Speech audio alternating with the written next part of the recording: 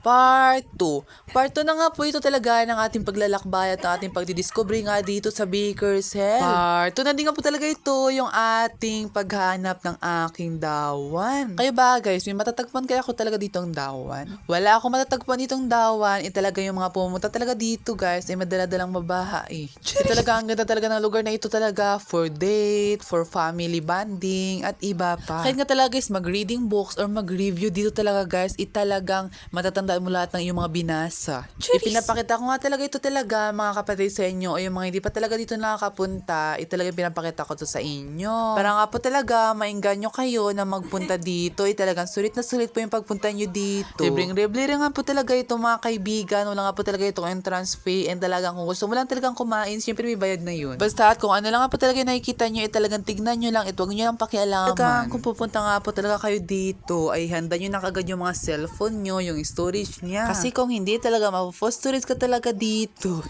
Kahit gabi ka nga talaga pumunta dito, talaga makikita mo talaga guys yung ganda and talaga napakaganda din yung mga lighting. Napakaganda pa talaga mga kaibigan yung combination ng color.